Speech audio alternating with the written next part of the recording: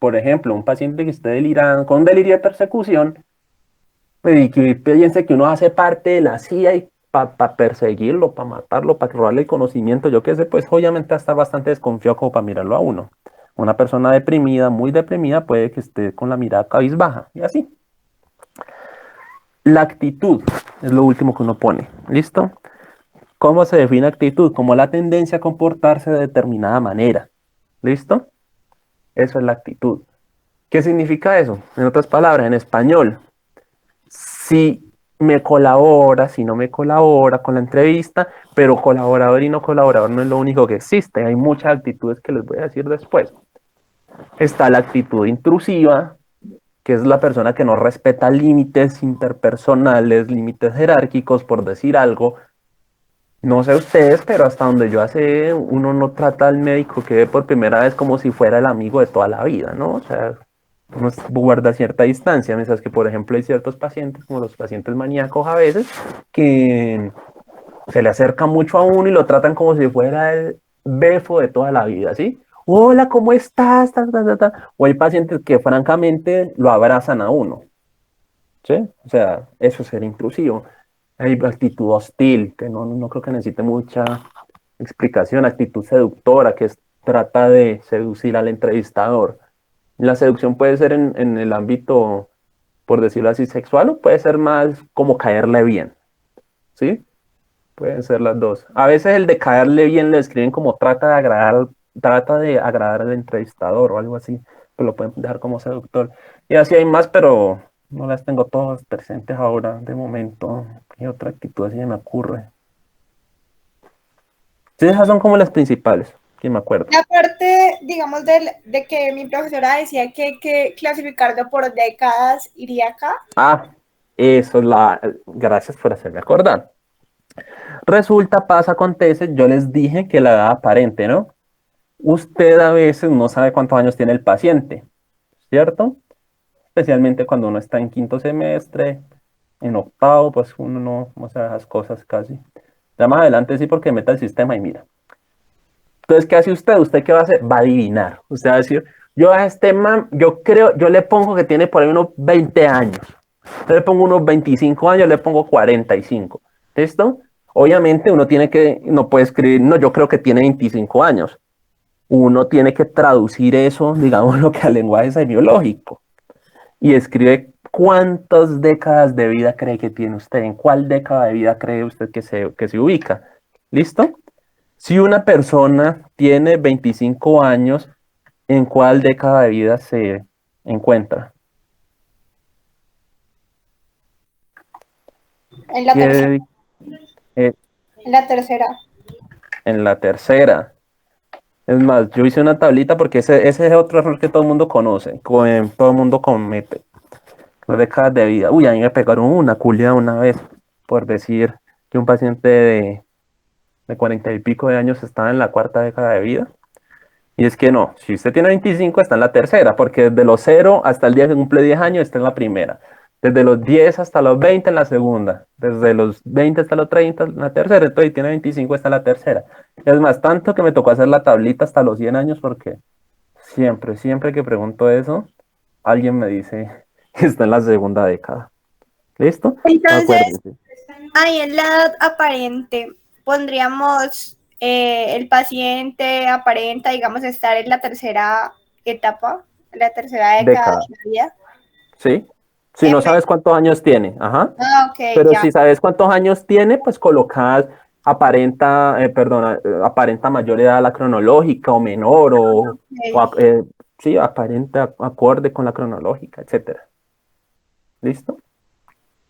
Y eso es la descripción general. Ahí acaba. ¿Listo? Así lo suelo redactar yo. No digo que sea pues la manera adecuada, pero nunca nadie me ha dicho que esté mal, por no decir que es la primera, por no decir que esos fueron ejemplos que yo hice. Bueno, es la segunda, a algunos les metí más drama, ¿no? Para meterles contexto. La primera, masculino, se moviliza por sus propios medios, ingresa solo al consultorio, su edad aparente concuerda con la cronológica. Este hijo de puta me mordió, mi gata está jodiendo. Eh, concuerda con la cronológica. Es un hombre de talle con textura media, de tez trigueña, lleva cabello largo, recogido, con una moña, viste gorra desviada hacia la derecha, color azul oscuro, camiseta negra y pantaloneta. Inicialmente establece poco contacto visual, predomina la mirada baja. Posteriormente establece contacto visual espontáneamente. El paciente es poco colaborador con la entrevista, con actitud demandante, vacía y de altivez. Demandante es que llega haciendo peticiones, ¿no? O sea, es no, ¿por qué me tienen que poner en ese cuarto? Yo quiero es que me tengan que poner en este otro. No, doctor, póngame tal medicamento. No, yo es que a mí tal médico me ponía clonazepam. ¿Por qué usted no me pone clonazepam? ¿Sí? No, no, no, yo no quiero estar con él. A mí, ¿por qué póngame en un cuarto de separado? O sea, yo no tengo por qué compartir cuarto con este loco. ¿Sí? Eso es demandas, hace demandas, pide huevonadas.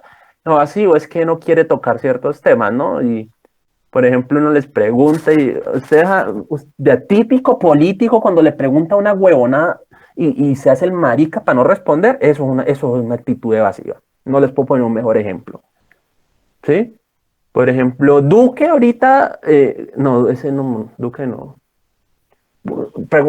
Uribe cuando le preguntan ustedes no sé si han visto un video que llega un periodista de CNN y le dice le empieza a nombrar todos sus guardados no, no, no, no, no, no, no, no, no, no, no, y se va por otro lado, que es que usted mismo pregunta por caso individual. Eso es una actitud evasiva, ¿listo?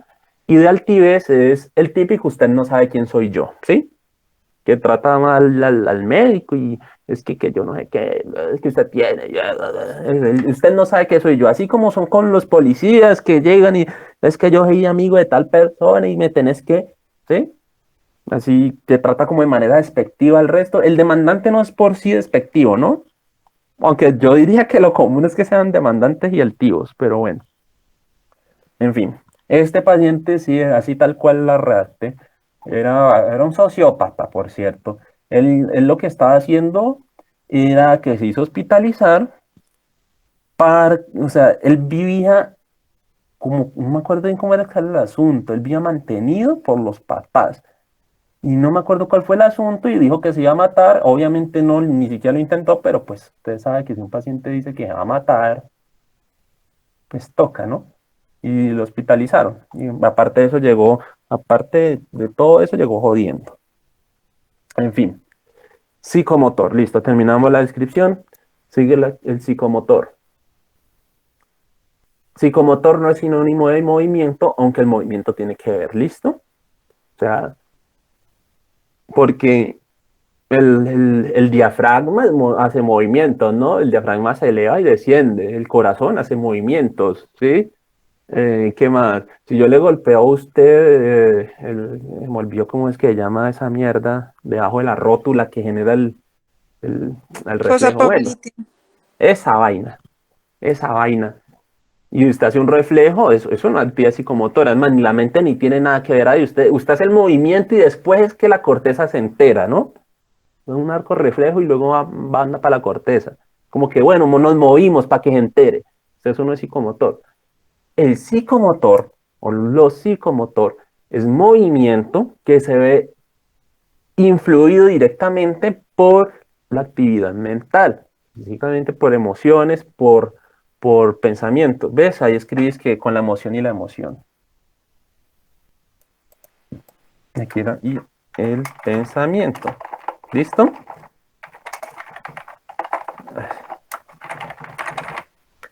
¿Listo? Eso es la actividad psicomotora, movimiento. Es cuando un fenómeno psíquico se convierte en un movimiento, ¿listo? El psicomotor, aunque lo estoy definiendo como un movimiento que depende de la actividad motora, lo psicomotor también es decidir no hacer algo, ¿listo? Cuando yo decido no hacer algo también es psicomotor. Cuando yo digo no me voy a mover, no me puedo mover porque es que Satanás me está diciendo que si me muevo el mundo se va a acabar, eso es psicomotor. Mi movimiento, en este caso la ausencia de movimiento, por decirlo así, se está viendo influida por mi pensamiento, ¿listo? Y por mi emoción, porque tengo miedo también, ¿listo? Y generalmente el psicomotor tiene un motivo, tiene su tipo de movimiento y tiene su contexto. Y aquí me voy a detener, es en el contexto. El contexto es lo que va a definir básicamente lo psicomotor en gran parte. ¿Por qué el contexto? Porque incluso el lugar donde usted nace define la manera en la que se mueve a la hora, por ejemplo, de interactuar con los demás. Ustedes saben, por decir algo, los costeños son mucho más, ¿cómo decirlo? Ellos se mueven mucho más, gesticulan mucho más que una persona de Cundinamarca, ¿no? Del altiplano cundiboyacense también puede ser, de Boyacá, por decir algo, ¿sí? ¿Sí me entienden lo que les quiero decir? Por ejemplo, una persona, un inglés, es mucho más el típico ejemplo, ¿no? Que llegan y dicen que es que los alemanes son muy secos y dice, ellos no gesticulan tanto y parece que tienen el afecto plano, mientras que los latinoamericanos son más alegres, se mueven más, etcétera, ¿sí? ¿Sí me entienden lo que les quiero decir? Sí, ¿Y por qué les digo eso? Porque cuando hay una alteración de la psicomotricidad, uno tiene que ponerle contexto al asunto. Yo, por ejemplo, yo sí gesticulo bastante, ¿no? Gesticular pues que les voy a mostrar un ejemplo, gesticular es los movimientos con las manos, gesticulación. ¿Listo? Vamos a decir una imagen, ¿sí? Todos esos movimientos, las huevonadas que usan hace con las manos y demás pendejadas, todo eso se llama gesticulación, ¿listo? Si una persona siempre ha sido por decir algo, gesticula poco y de un momento a otro, mejor dicho, vamos a ponerlo voy a voltear la cosa, el paciente llegó todo hiperkinético, ¿listo? El paciente está todo hiperkinético, se mueve mucho, gesticula mucho, no se queda quieto, etcétera. Uno pregunta, venga, ¿y es que él siempre ha sido así? No, es que él no era así, él lleva 2 semanas así, ¿sí? Ah, ya, es que el contexto de ese paciente es raro. Pero no es que míralo, él cómo se mueve, él hace unos movimientos todos raros. Señora, ¿es que él siempre ha sido así? Pues sí, yo es lo que lo recuerdo, él siempre ha sido así. Yo lo que lo traigo es porque él está, yo qué sé, está diciendo cosas que no son, pero eso que él haga su movimiento y él se coja el pelo y haga esas cosas, eso siempre lo ha tenido. Tiene que ponerle contexto al asunto. ¿Listo? Em, eso es el psicomotor. ¿Cómo lo evalúa uno? Con la observación, ¿no? O sea, uno evalúa una cosa que les tengo que decir, el examen mental, eso les tenía que decir algo, es algo que trata de ser objetivo en la medida de lo posible. ¿Listo? Es en la medida de lo posible. Lo que yo veo. ¿Listo? Lo que yo evidencio del paciente. ¿Listo? Entonces, en este caso, la valoración del psicomotor es lo que yo estoy viendo de ese paciente. Algunos textos, yo antes lo explicaba, luego no lo expliqué, ahorita creo que lo voy a volver a explicar, pero creo que más bien lo voy a preguntar al doctor Martínez si se los explico, pero se los va a mencionar. Ojo, se los va a mencionar, pero no para que se lo aprendan así, sino para que sepan que eso existe. Algunos textos dividen como el acto psicomotor en 2 momentos, ¿no? En el momento que uno decide, digamos que esto es una línea recta. Algunos, algunos textos dividen esto así, ¿no? El psicomotor en 2 momentos. En el momento en el que uno decide moverse, por decirlo así, el momento en el que uno tiene la motivación,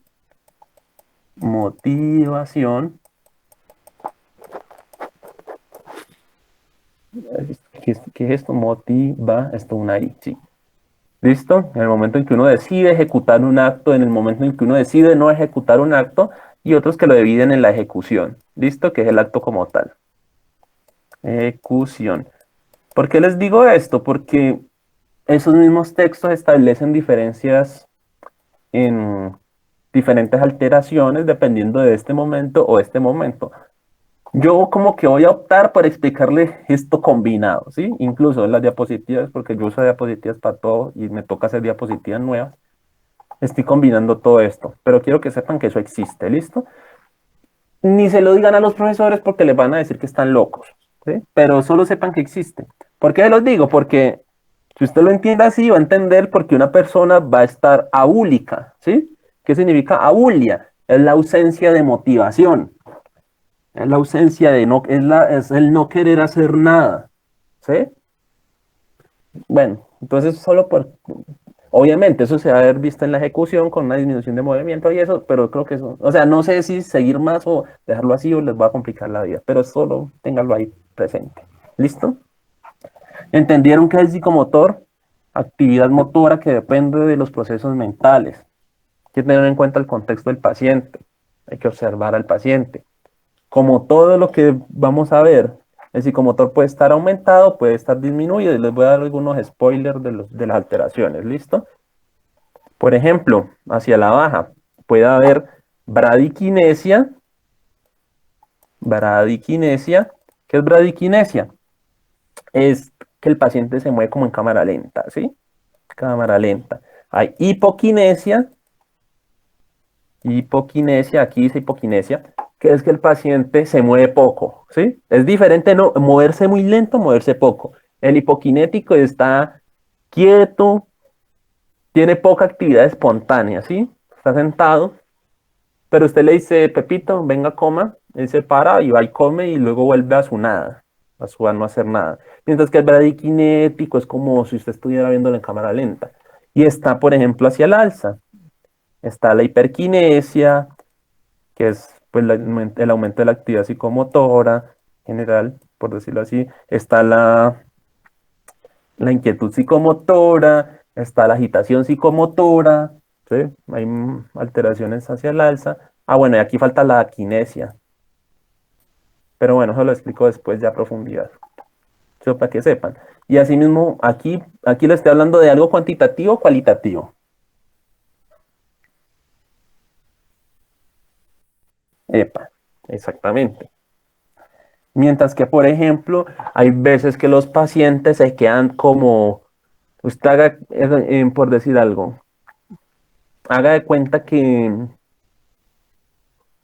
son como muñequitos, por decirlo así, y usted lo pone como un maniquí, y usted lo pone estas son las piernas, y usted lo pone en esta posición, con las manitos alzadas y así, y él se le queda así todo el tiempo que quiera, ¿sí? Y usted lo pone, y luego por decir algo, usted lo pone así, digamos que esto, y lo pone así con los brazos así, y él se le queda así. Eso se llama flexibilidad seria. Por decir algo, hay pacientes que repiten una y otra vez el mismo movimiento de manera repetitiva, pues seriada, por decirlo de alguna manera. Todo el tiempo haga de cuenta que está, ¿qué se me ocurre? Echándose la bendición varias veces. Exacto, echándose la bendición varias veces todo el tiempo, ¿no? Todo el tiempo echando, o sea, sin parar, ¿sí? Todo el tiempo.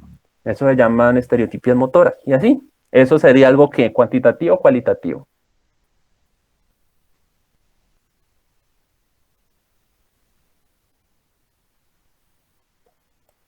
Cualitativo. O sea, no es que la cantidad de movimientos per se esté aumentada o disminuida, simplemente los movimientos son raros o están deformados.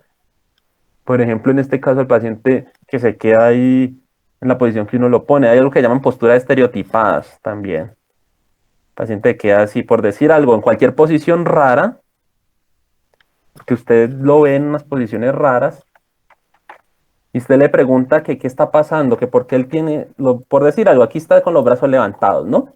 Y usted le va y le pregunta que por qué está así. Y va y le dice, no, es que yo estoy aquí sosteniendo la tierra y si yo me muevo, pues la tierra se cae, ¿sí? Este es el continente americano.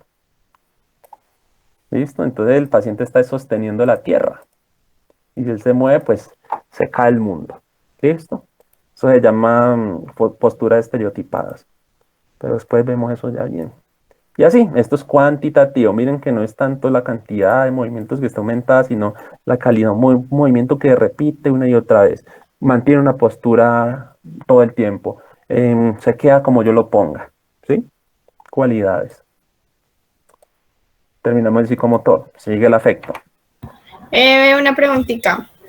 Digamos ahí en contexto sí entendí, o sea, como, bueno, pero y en motivo y en tipo qué, o sea, Lo que les digo. exactamente qué se pone ahí. No, venga. No es que usted vaya a colocar psicomotor, tipo, movimiento, motivo en movimiento, contexto. No, esto es simplemente carreta que les estoy echando. ¿Sí? para que usted entienda que el psicomotor puede estar alterado de diferentes maneras. Por ejemplo, lo que les estaba poniendo aquí, el motivo de este movimiento, ¿cuál es? Que si se mueve el mundo se cae, ¿sí? En estos pacientes también puede, a veces son que están delirando y el paciente, y Satanás generalmente Satanás, hasta donde yo sé, generalmente Satanás, que le está diciendo que no se mueva. O a veces es que tienen una neurosífilis de la hijo de puta y están podridos, ¿sí? Entonces ya están podriditos. Eso son síntomas catatónicos, se llaman. ¿Listo? Tipo de movimientos, por decir algo, lo que te pongo, movimientos repetitivos una y otra vez. Existe algo que llaman movimientos adaptativos y no adaptativos, pero eso lo vamos a ver después. ¿Sí? No es que tengas que poner motivo, tipo y no. O sea, simplemente la actividad psicomotora tiene un motivo, ¿sí? Mi motivo es mover, me muevo, o no me muevo, o hago esto de manera inconsciente, lo hago de manera consciente, por decir algo, ¿sí? Me muevo porque te lo pongo así. Camino lento porque tengo una pereza de llegar porque el médico me dio, está en una cita médica, alcanzo a llegar a la clase, pero me voy lento caminando porque yo no quiero llegar allá y con esta excusa, sea como sea, pues el profesor me la va a valer. ¿Sí? Es el motivo para irme caminando lento, no es que esté loco por eso, ¿no? Pero ahora viene Brian Snyder con una pata de cabra. Yo hace poquito tenía el celular en la mano y él viene mirándome de manera fija, ¿no? Entonces yo estoy re ansioso y yo me voy es casi caminando lo más rápido que puedo porque me van a robar. ¿Sí entendés? O sea, la actividad psicomotora tiene un motivo. ¿Sí me hago entender? Sí, ya. Y así mismo el tipo y el contexto que les puse. Afecto. Cuando uno habla de afecto, hace referencia a la emoción o a lo emocional. O sea, usted coge a cualquier libro de psicopatología, de semiología psiquiátrica y le van a dar 1000 definiciones diferentes de afecto. Generalmente hablan de la vida afectiva, entonces esto les lo explico para que no se confundan en algo. Esto es carreta. Emoción son las reacciones psicofisiológicas respecto a un evento. ¿Listo? Les pongo ejemplo, la ansiedad. Viene Brian Snyder con una pistola. Mejor dicho, algo más típico. Vienen dos tipos en una moto y me vienen mirando. ¿Sí? Y yo acabo de retirar en el cajero. ¿Qué emoción desarrollo? Ansiedad. Taquicardia, taquipnea, taquicardia, taquipnea, diaforesis, midriasis, ¿sí?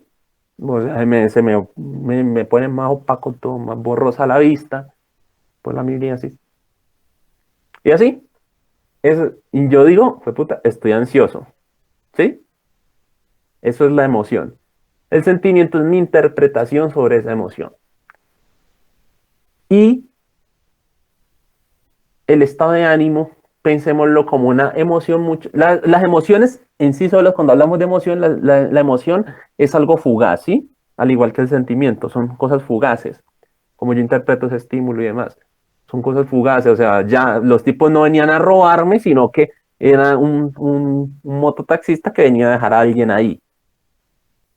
Spoiler, me pasó antes de ayer. En el momento me asusté horrible. ¿Sí? Entonces yo dije, aquí fue, me van a robar, aquí están estos dos, este tipo me va a atracar, aquí fue, y fue en toda la esquina de la universidad que ya han atracado a varios. ¿Sí? Entonces la emoción, pues toda la taquicardia, toda la descarga simpática y el sentimiento, "Uy, me van a robar estos tipos que están acá". El estado de ánimo es lo que la gente llama el mood. Cuando publican el estado de Instagram, la historia de Instagram, el estado en WhatsApp, mood. O sea, es algo que perdura mucho más en el tiempo, es el cómo me estoy sintiendo por decir algo todos estos días. Y es que todos estos días he estado disfórico, por decir algo. ¿Disfórico qué es? Es como una irritabilidad, como una malparidez todo el tiempo, ¿sí? Pero está el estado de ánimo deprimido, ¿sí? Entonces el estado de ánimo es algo que dura más en el tiempo. Esto no va en el examen mental, ¿listo? O sea, el sentimiento, o sea, que el paciente me diga, estoy triste, no va en el examen mental propiamente dicho, porque eso no es algo que yo pueda evidenciar. Que el paciente me diga, si el paciente me dice, doctor, es que he venido todos estos días sintiéndome con ganas de hacer nada, con ganas de no pararme de la cama, ya nada me gusta, ya, o sea, yo antes jugaba fútbol, pero ya no, yo siento que ya eso no me gusta. ¿Eso en qué parte de la historia clínica va?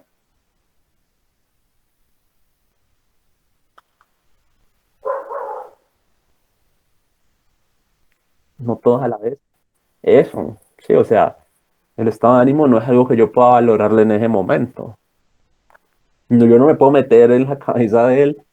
Yo no le puedo poner un fonendoscopio a ver cómo que vamos a escucharle el, el estado de ánimo, vamos a percutirle el estado de ánimo, no. ¿Listo? No lo puedo evidenciar. Pero ¿qué sí puedo evidenciar? El afecto. ¿Listo? ¿Y qué es el afecto? Es la manifestación externa de las emociones. Y eso es lo que sí puedo objetivar. Yo sí digo, esta carita de aquí, uno sabe, este está ansioso, ¿no? Uno puede decir que este está enojado. Uno puede decir que este está asustado. Uno puede decir que este esté preocupado. ¿Listo? Eso es el afecto. Eso es el tono emocional que me acompaña a lo que yo estoy expresando. Johan, es que yo puedo, es que puede pasar que una persona tenga esta cara de aquí y me diga que está muerta de la dicha, mejor dicho, que está súper contenta, pero tiene esta cara de aquí. Eso ya se llama, eso ya es una alteración y eso se llama disociación ideoafectiva. ¿Listo? Es que hay personas que manifiestan por decir algo. Les voy a poner un ejemplo. Um, si yo les estoy contando una historia triste, en algo que, mejor dicho, yo les digo que es lo más desgarrador que me ha pasado en la vida, y yo lo digo con una cara de una alegría, mejor dicho, eso es, entre comillas, normal.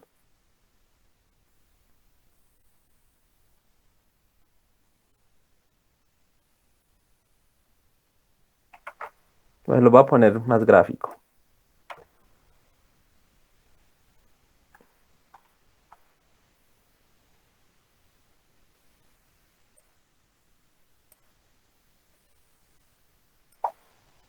Yo creo que aquí me van a entender.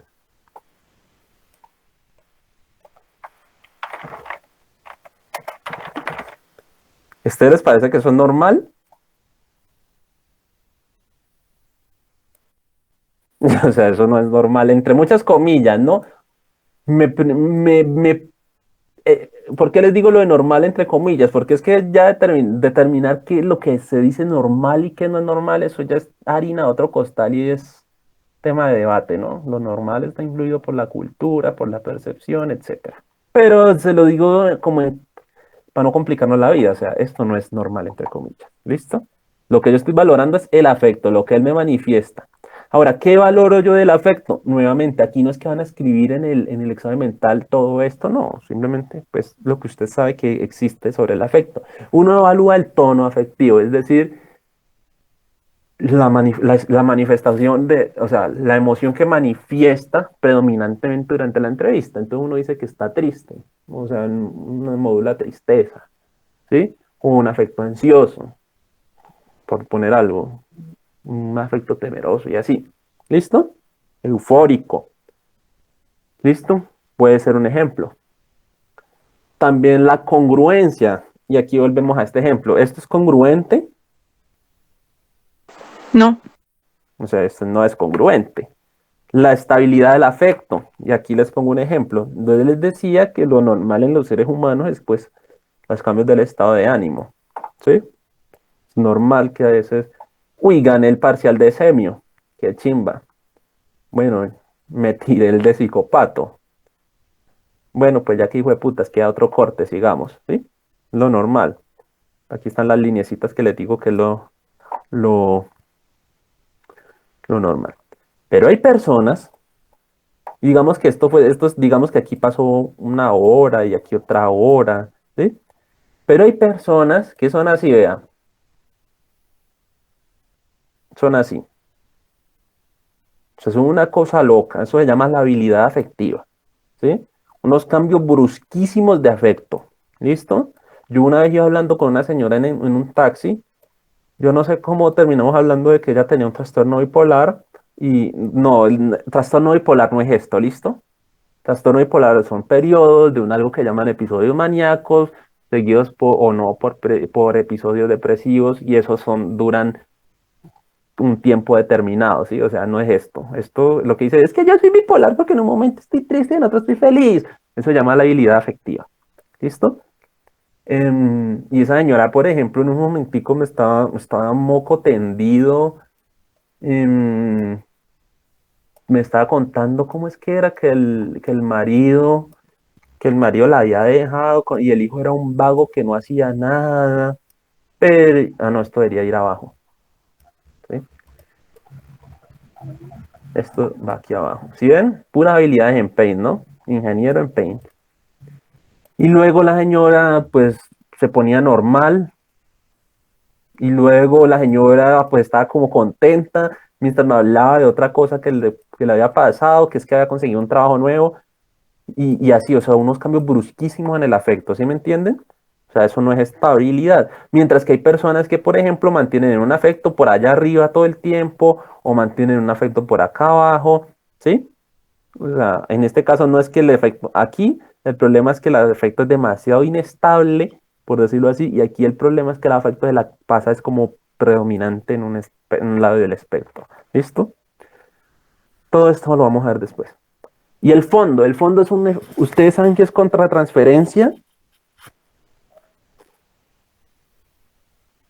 Por no decir, eso deberían saberlo. Eso cuando ven Freud, deben saberlo. Transferencia, contratransferencia, mecanismos de defensa. Bueno, los voy a dejar de tarea para que estudien qué es contratransferencia y transferencia.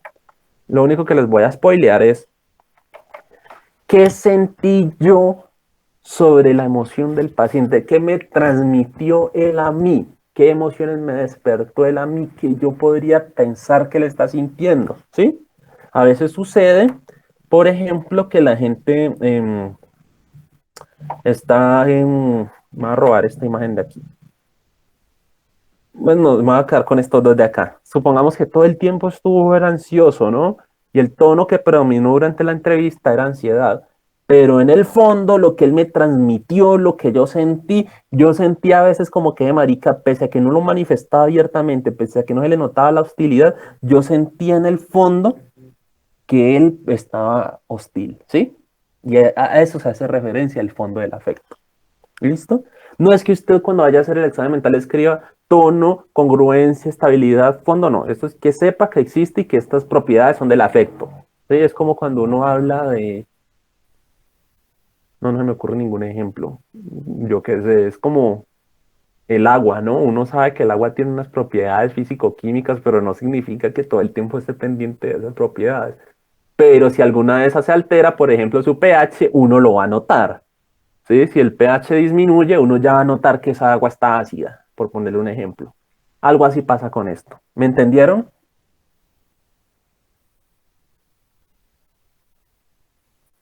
Bueno, sigamos porque ya me acuerdo. Yo es que yo soy muy circunstancial y yo doy mucha vuelta.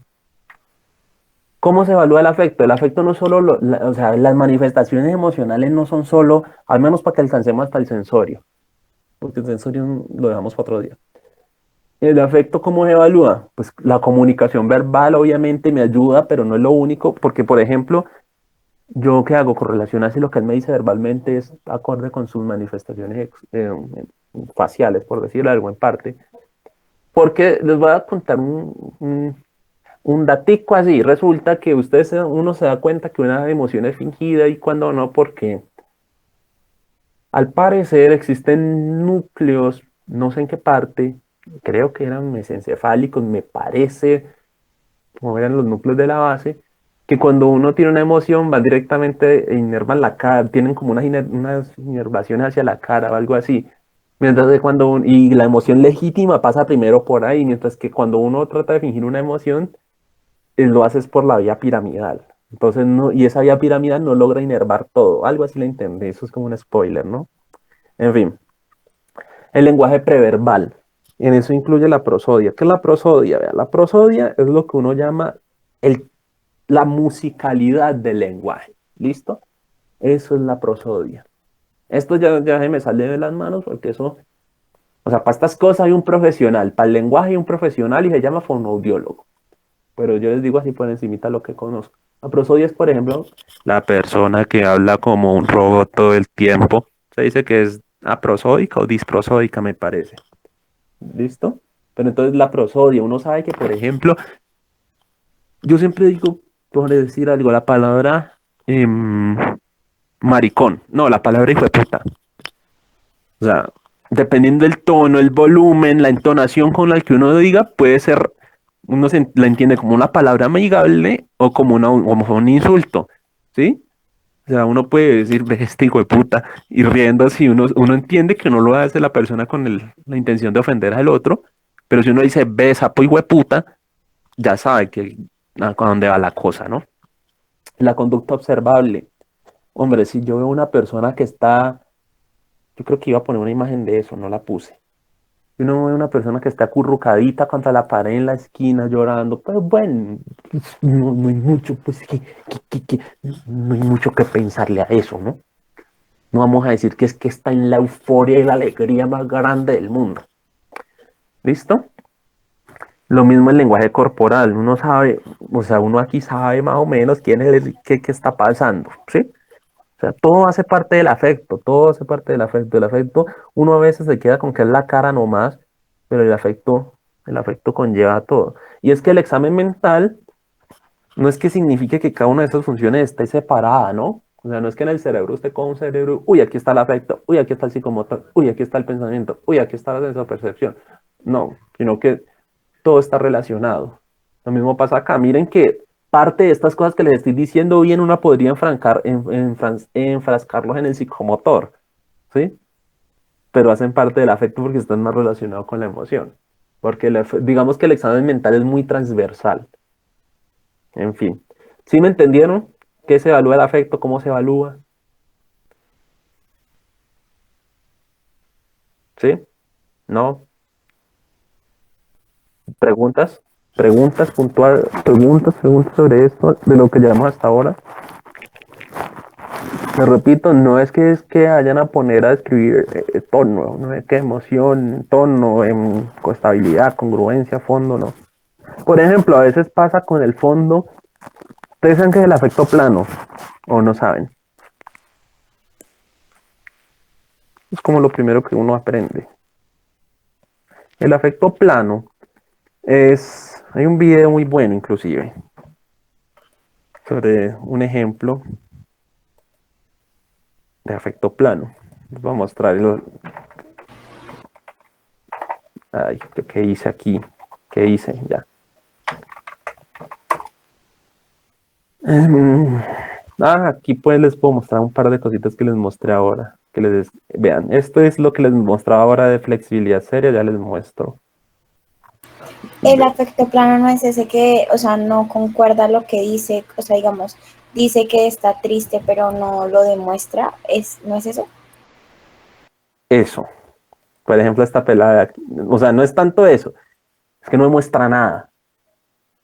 Es como si fuera un zombie, por decirlo así. Miren a esta pelada. Mejor dicho, le doy 20.000 pesos al que me diga qué emoción tiene esa pelada. O sea, Una esa pelada. tristeza. No. O sea, ¿usted la ve ella facies de tristeza? Es broma, Dios. Pero el fondo, yo sí diría que el fondo, a mí el fondo sí me transmite cierta tristeza. A mí no me transmite nada. A mí el fondo sí me transmite cierta tristeza. Entonces, a veces uno qué hace. Obviamente, o sea, la experiencia contratransferencial, el fondo del afecto es algo en extremo subjetivo, ¿no? Entonces uno coloca, por ejemplo, afecto plano, pero yo digo, uy, pero es que yo siento como un grado de tristeza, entonces usted coloca de fondo ansioso, perdón, de fondo triste, y así. Se llama afecto plano. Diferente a lo que les mencioné ahora, que es disociación ideoafectiva. En fin. ¿Qué es lo que está haciendo? Sigamos. Pensamiento. El pensamiento es mucho tema filosófico. Eso es ocupado la filosofía, la psicología, la neurología, la psiquiatría, obviamente, la epistemología, muchas cosas, muchas cosas. Bueno, la epistemología va dentro de la filosofía. Muchas ramas del conocimiento y yo no me voy a encargar aquí de definirlo. ¿Listo? Listo. Yo me voy a quedar con con lo que me enseñaron a mí y me voy a quedar con lo que refieren los textos. Y básicamente los textos que nos dicen. Cuando uno hace referencia al pensamiento, hace referencia a las ideas. ¿Listo? Usted puede coger otro libro y otros libros le van a decir cosas diferentes, ¿no? Por ejemplo, esta es una definición que me gusta a mí también de estos autores de acá, de un libro que se llama Psicopatología Psicoanalítica en la Práctica Clínica. Y es que ellos dicen que básicamente que el pensamiento es todo lo que uno hace cuando tiene una duda, ¿no? Básicamente. Es como para llegar a una conclusión. Y yo trato de asumirlo como que esas conclusiones para generar ideas. ¿Listo? Y me encontré esto que luego me define las ideas, ¿no? Que las ideas son palabras, son las palabras que componen una oración y las oraciones es lo que constituye un discurso. ¿Y por qué es que me interesa y por qué es que me llamó la atención esa frase del discurso? Y vamos a ir a brincar al lenguaje ahorita. Porque uno no puede conocer el lenguaje, perdón, el pensamiento del otro. ¿Listo? O sea, ¿usted puede conocer el pensamiento del otro directamente? No, es imposible. Es imposible. O sea, usted no puede ponerle el fonendo en la cabeza y escuchar qué está pensando. Entonces, ¿cómo conoce uno el lenguaje? Perdón, el pensamiento a través del lenguaje. Por eso cuando evaluamos pensamiento también evaluamos lenguaje. ¿Listo? El pensamiento son las ideas y lo evaluamos a través del lenguaje.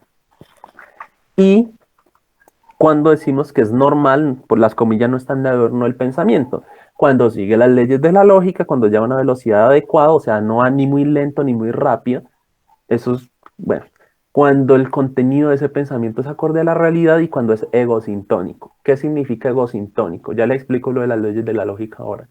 Egosintónico significa que no me causa malestar, que no me genera incomodidad, que es acorde a mis creencias, que es acorde a mí, que está en sintonía conmigo. Sé que probablemente así no me hayan entendido, entonces les voy a poner un ejemplo de lo contrario, que se llama egodistónico. ¿Listo? Además, se los voy a escribir aquí. Eso se los pueden preguntar a veces. Egodistónico. Egodistónico, les voy a poner un ejemplo. Existen unas ideas que se llaman ideas obsesivas. O las lo escribí bien, si lo escribí bien. Yo tengo, Sí. sí, es que yo también, yo tengo TOC, entonces tengo muchas ideas obsesivas. En fin, ideas obsesivas. Son ideas que se meten en la cabeza de la persona. Está una cabeza. Bueno, son ideas que meten en la cabeza de una persona. Digamos que de manera intrusiva, es decir, son intrusas, se meten ahí sin que nadie las haya llamado. La persona trata de librarse de esas ideas, la persona siente incomodidad, siente ansiedad por esas ideas, le molestan, porque es que eso no es acorde a su sistema de valores, ¿no? O sea, ejemplo, voy a coger ese cuchillo y me lo voy a clavar o se lo voy a clavar a otra persona en el pecho. No, pero ¿cómo se me ocurre pensar una cosa de eso? Yo no, yo porque estoy pensando esas cosas, eso no es así, yo no quiero matar a nadie. Entonces yo trato de pelear contra esta idea, ¿no? Me voy a sacar, voy a pelear contra mi propio pensamiento. Obviamente no voy a ganar. ¿Listo? Y eso me termina generando ansiedad. Vamos a ponerle por aquí. Vamos a ponerle aquí un aumento de una ansiedad. Aquí dice ansiedad. ¿Listo? Entonces la persona pelea y pelea y pelea contra esas ideas y eso se termina convirtiéndose en un círculo vicioso. Porque entre más lucha contra la idea, más ansiedad le causa, entre más ansiedad tiene, más pelea contra la idea. ¿Listo? Y así sigue eternamente peleando contra esa idea. ¿Ustedes creen que eso, con base a lo que les expliqué, es egodistónico o egosintónico? Distónico. ¿Los demás qué opinan? ¿O no entendieron el concepto? ¿Ustedes creen que esta idea que se mete, la persona no quiere? O sea, la persona jamás, la persona le aterra la posibilidad de coger un cuchillo y matar a alguien, pero no puede dejar de pensar en eso, eso le causa malestar, le causa ansiedad, le causa angustia. ¿Listo? ¿Ustedes creen que eso es acorde a esa persona? ¿Eso está en sintonía con ella? Niños, No,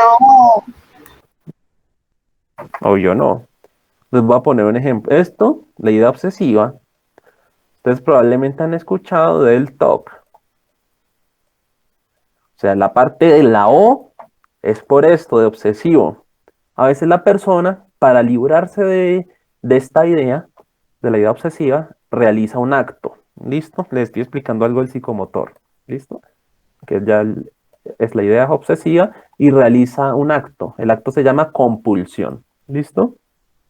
Compulsión.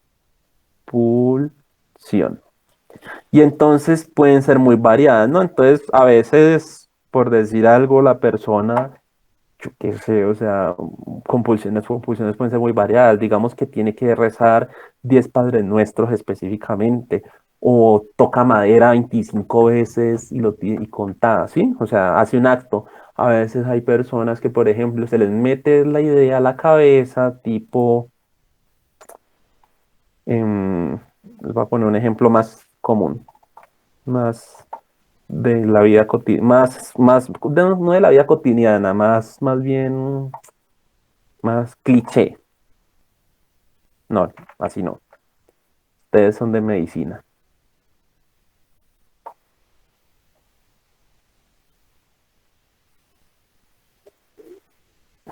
¿Qué se supone? ¿Qué supondrían que es esto? Uvas. Pues la idea era que fueran estafilococos, pero bueno. Pendejo. La idea era que fueran estafilococos. Entonces a veces las personas, vamos a hacerlo entonces más cliché. A veces hay personas que creen, se les mete la idea a la cabeza, ahora es una bacteria y estos son maricaditas adentro. Hay personas que creen que, por ejemplo, se les mete la idea obsesiva, ¿no? De tengo las manos contaminadas, estoy sucio, ¿sí? Ahora, bueno, este es el pili. Es un pili, no, el flagelo es que es los pilis. Entonces la persona le mete la idea obsesiva en la cabeza que está sucia y dice, no, venga, pero yo sé que, o sea, todo el mundo tiene bacterias en las manos, o sea, es normal. Pero sé que tal las mías sean demasiado patógenas y sean anormales respecto al resto y mutaran. No, yo estoy muy sucio. ¿La compulsión cuál sería? Ese es Lavarse. cliché. Exacto. ¿Listo? Esa es básicamente la base del trastorno obsesivo compulsivo. Y aquí les expliqué dos cosas. Tres, las obsesiones, las compulsiones, las ideas obsesivas, el concepto de ego distónico y existen otras patologías donde la idea es egosintónica, es decir, la persona no tiene problema con esa idea y les voy a poner algo mucho más polémico. Ustedes saben que bueno, no lo saben. Los trastornos mentales se clasifican en un manual que se llama DSM. Y ese manual los establece en categorías y existen los trastornos sexuales. Y uno de esos es la pedofilia.